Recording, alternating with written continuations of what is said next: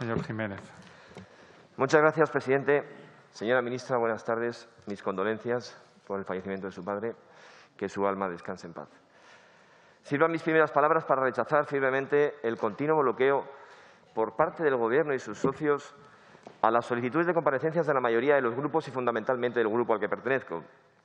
Cada mesa de portavoces es un brindis al sol, porque se aplica el rodillo totalitario sin permitir a los grupos parlamentarios ejercer su derecho de control al Gobierno, recogidos en el artículo 66 de nuestra Carta Magna, vetando cada comparecencia con excusas y evasivas propias de regímenes chavistas a los que parecen no solo apoyar, sino que también les premian. Ejemplo de ello lo tenemos primero en el denominado Delsigate y los 2 carros de maletas que la Embajada de Venezuela se llevó sin pasar el preceptivo control de seguridad. ¿Qué había en las maletas, señora ministra? ¿Oro, dinero, joyas? Si lo sabe, díganoslo.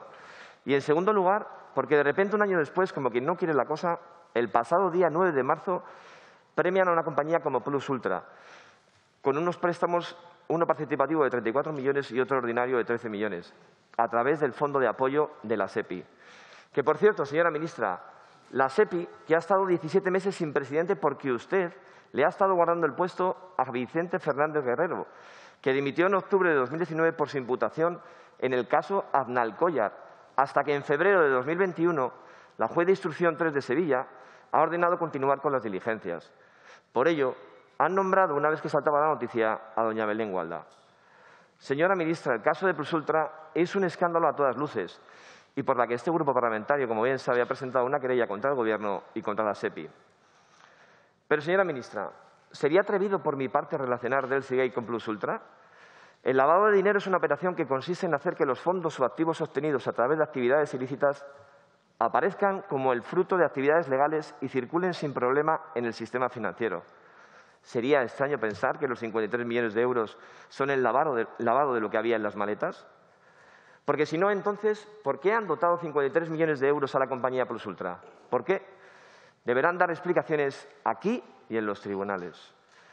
Por otro lado, sustanciar 14 comparecencias en una sola demuestra la nueva voluntad por parte del Gobierno y quienes lo sustentan de comparecer a esta Cámara a rendir cuentas, como he expuesto al principio de mi intervención. El tiempo que me resta voy a intentar sustanciar lo más relevante de las mismas. Sobre la comparecencia a petición suya, señora ministra, ustedes no hacen más que colgarse medallas y darse golpes en el pecho de lo bien que lo hacen. Debemos recordar lo que sucedió en agosto pasado, cuando compareció usted para dar cuenta del acuerdo alcanzado entre su ministerio y la Federación Española de Municipios, relativo a la incautación de remanentes de las entidades locales por parte del Estado. Palabra, por cierto, que usted mencionó y cuyo significado, según la RAE, es privar a alguien de alguno de sus bienes en ejecución de una garantía o como consecuencia de la relación de estos con un delito, falta o infracción administrativa. Es decir, apropiarse de algo de manera arbitraria.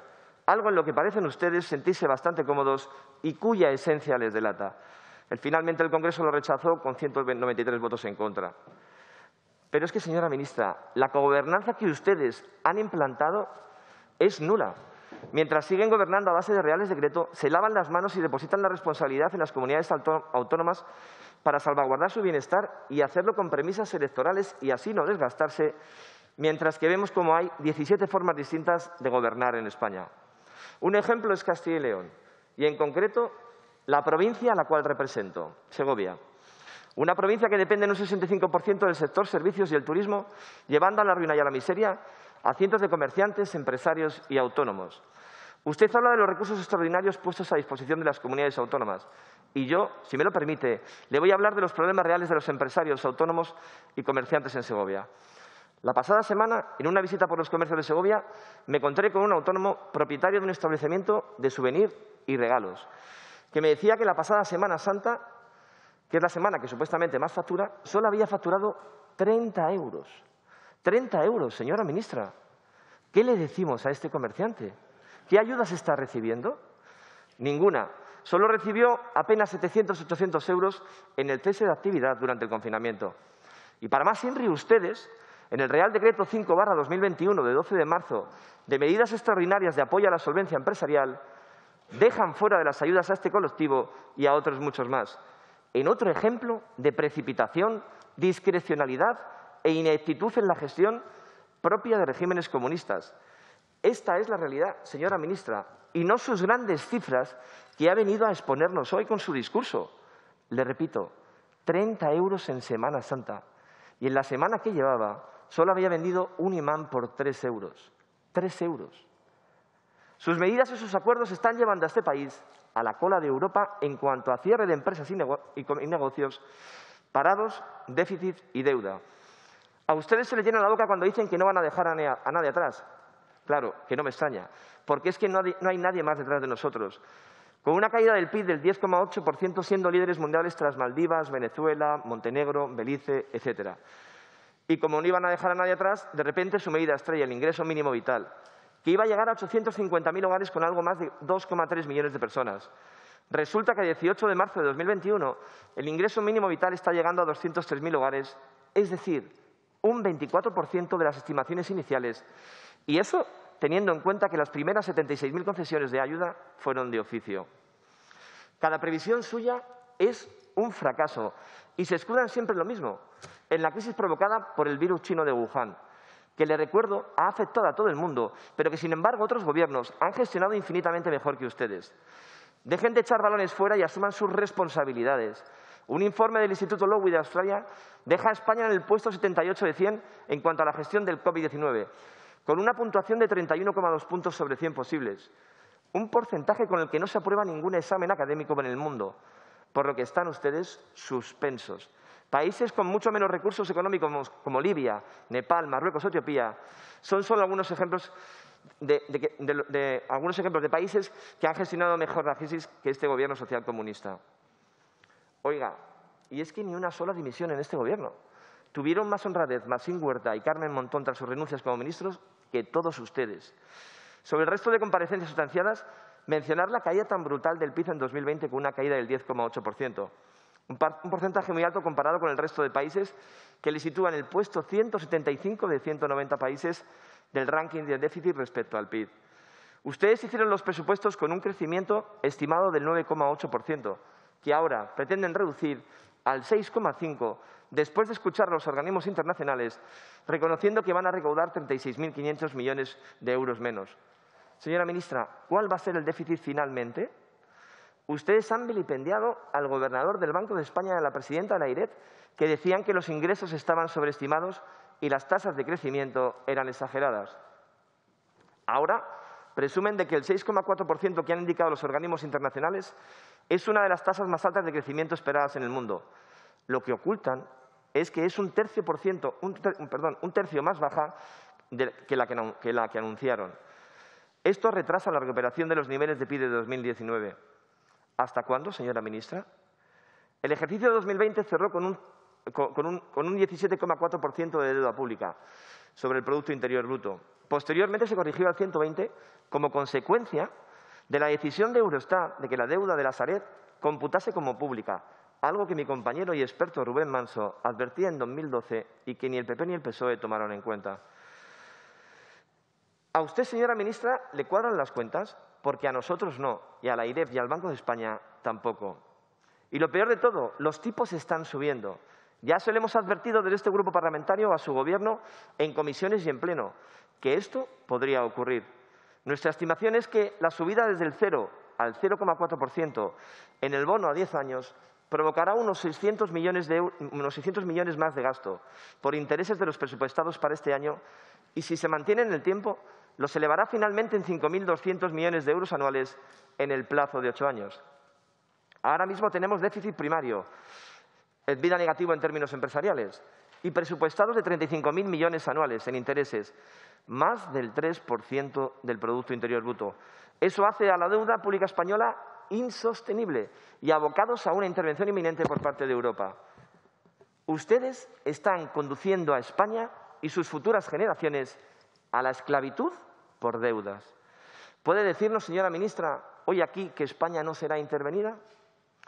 Y para finalizar, señora ministra, usted arremetió ayer contra mi compañero José María Figaredo, entre otras cosas, por un retuit y por hablar de corrupción por ser sobrino de Rodrigo Rato. Permítame decirle que si sus argumentos de defensa es el ataque personal, ha quedado usted en entredicho, señora ministra.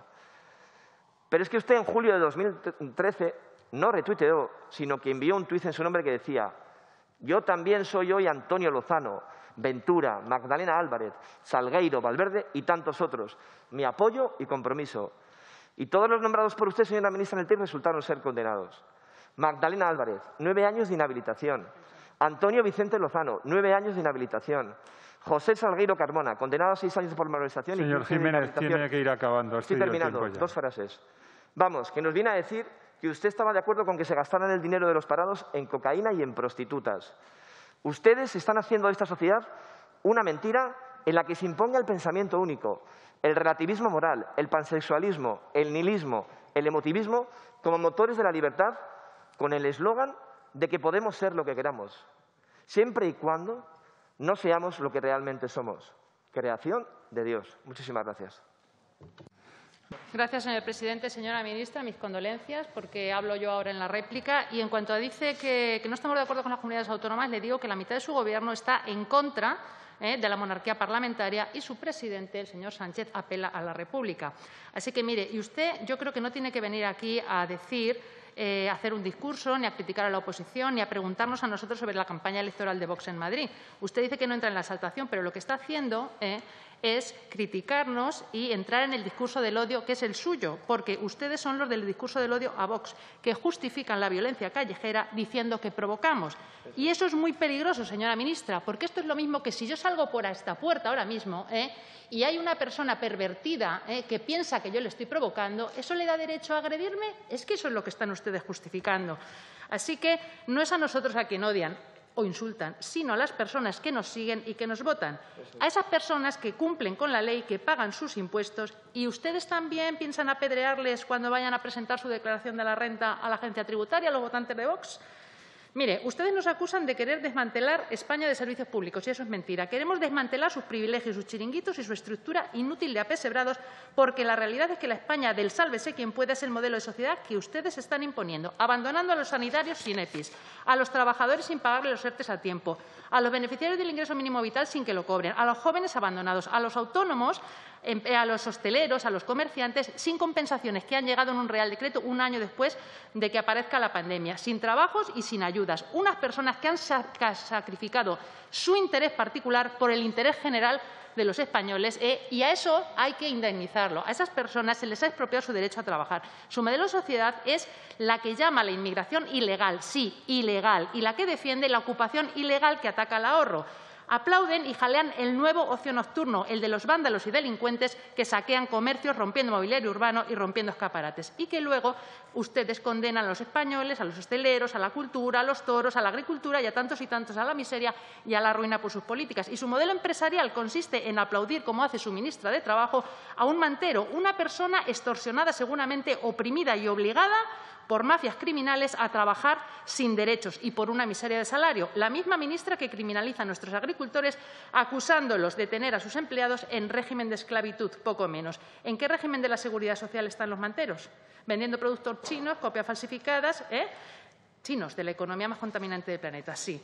Y ahora dice usted también, en cuanto a los impuestos, que va a subir los impuestos a los ricos. Ustedes dicen que los suben a los ricos, pero luego siempre los que pagan son los mismos, la clase obrera y la clase trabajadora. Mire, nos ha mentido sobre el IVA de las mascarillas, sobre el IVA de la luz.